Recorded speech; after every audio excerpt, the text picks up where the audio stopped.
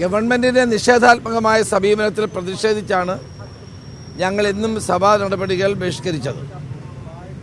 ശബരിമല സ്വർണ്ണക്കൊള്ളയുമായി ബന്ധപ്പെട്ട പ്രതികളെ സംരക്ഷിക്കാൻ ഗവൺമെൻറ് ശ്രമിക്കുകയാണ്. പ്രതികൾക്ക് ഓരോരുത്തർക്കും ജാമ്യം കിട്ടി പുറത്തു വരുന്നു. ഇനി പത്മകുമാറിന് മാത്രമേ ജാമ്യം കിട്ടാനുള്ളൂ. അദ്ദേഹത്തിന് ഉടനെ ജാമ്യം കിട്ടും. ഒരെണ്ണത്തിൽ കിട്ടി. അപ്പോൾ പ്രതികൾക്ക് കുറ്റപത്രം കൊടുക്കാതിരിക്കുന്നത് കൊണ്ട് 90 ദിവസത്തിനകം കുറ്റപത്രം കൊടുക്കാതിരിക്കുന്നത് കൊണ്ട് സ്വാഭാവിക ജാമ്യം ലഭിച്ച് പുറത്തു വന്നുകൊണ്ടിരിക്കുന്നു.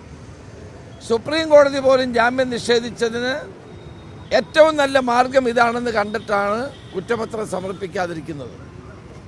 നടിയെ ആക്രമിച്ച കേസിൽ പാർഷ്യലായ കുറ്റപത്രം സമർപ്പിച്ച് പ്രതികൾക്ക് ജാമ്യം കൊടുക്കാതിരുന്ന നടപടി കേരളത്തിൻ്റെ ജനങ്ങൾ കണ്ട ഒരു കാര്യമാണ്. പാർഷ്യലായ കുറ്റപത്രം പോലും സമർപ്പിക്കാതെ പ്രതികൾക്കെല്ലാം ജാമ്യം ലഭിക്കുന്ന നടപടിക്ക് ഗവൺമെൻറ് കൂട്ടുനിൽക്കുകയാണ് ചെയ്തത്.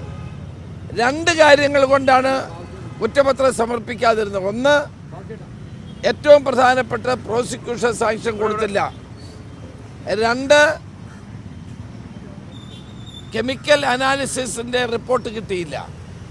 ഈ 2 കാരണങ്ങൾ കൊണ്ടാണ് കുറ്റപത്രം വൈകിയതെന്നാണ് പറഞ്ഞത്.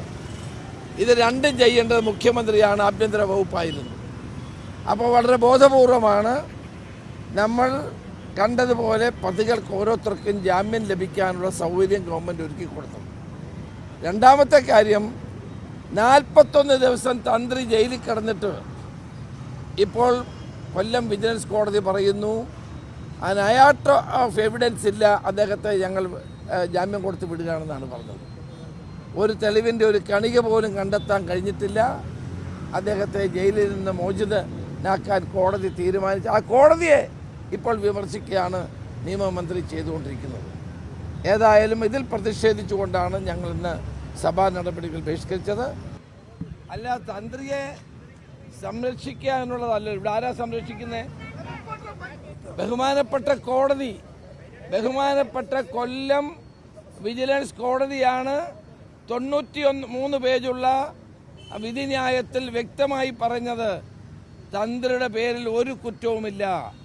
പൂജാതി കർമ്മങ്ങളല്ലാതെ തന്ത്രിക്ക് തിരുവാഭരണം കമ്മീഷണർ, തിരുവാഭരണം ഉൾപ്പെടെയുള്ള അയ്യപ്പൻ്റെ സ്വത്തുവകകൾ സംരക്ഷിക്കാനോ നടപടികൾ സ്വീകരിക്കാനോ തന്ത്രിക്ക് അധികാരമില്ല.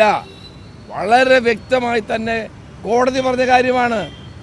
കോടതി പറഞ്ഞ കാര്യം ഞങ്ങൾ ഏറ്റുപറഞ്ഞു എന്ന് മാത്രമേ ഉള്ളൂ. ഞങ്ങൾ ആരെ സംരക്ഷിക്കുകയാണ്? അവരെ ഗവൺമെൻറ് ചെയ്തൊരു വലിയ തെറ്റ്. ആരാണ് തന്ത്രി? സാക്ഷാൽ ശബരിമല ധർമ്മശാസ്താവിൻ്റെ പിതൃസ്ഥാനീയനാണ് തന്ത്രി എന്ന് പറയുന്നത്. അങ്ങനെ ഒരു തന്ത്രിയെ 41 ദിവസം ഒരു കാരണവുമില്ലാതെ ജയിലിൽ അടച്ചത് ശരിയാണോ? തന്ത്രിയല്ല, ഏതൊരു വ്യക്തിയാണെങ്കിൽ പോലും ഇന്ത്യയിലെ ഒരു പൗരന് ഇങ്ങനെ ഒരു തെളിവുമില്ലാതെ ഒരു കാര്യവുമില്ലാതെ ജയിലിലടക്കുന്നത് ശരിയാണോ? അത് ഞങ്ങൾ ചോദിക്കാനുള്ള ബാധ്യത പ്രതിപക്ഷത്തിനില്ലേ?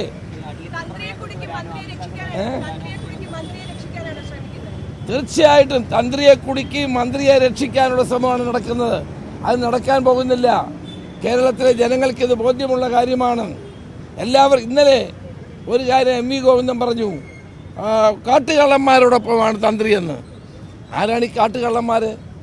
പത്മകുമാറും വാസുവൊക്കെ കാട്ടുകള്ളന്മാരാണെങ്കിൽ എന്തുകൊണ്ട് ഗോവിന്ദ നിങ്ങൾ നടപടി എടുത്തില്ല? എന്തുകൊണ്ട് പത്മകുമാറിനെയും വാസുവിനെയും കാട്ടുകള്ളന്മാരുടെ പട്ടികപ്പെടുത്തി ഇന്നലെ ഗോവിന്ദ മാസ്റ്റർ പറഞ്ഞെങ്കിൽ മാസ്റ്റർ അവരുടെ പേര് എന്തുകൊണ്ട് നടപടി എടുത്തില്ല? ഇനിയെങ്കിലും എടുക്കുമോ ആ കാട്ടുകള്ളന്മാരുടെ പേരിൽ? അങ്ങ് പറഞ്ഞ ഈ കാട്ടുകള്ളന്മാർ എന്തിനാണ് അങ്ങ് മുഖ്യമന്ത്രി സംരക്ഷിക്കുന്നതെന്നാണ് എനിക്ക് ചോദിക്കാനുള്ളത്.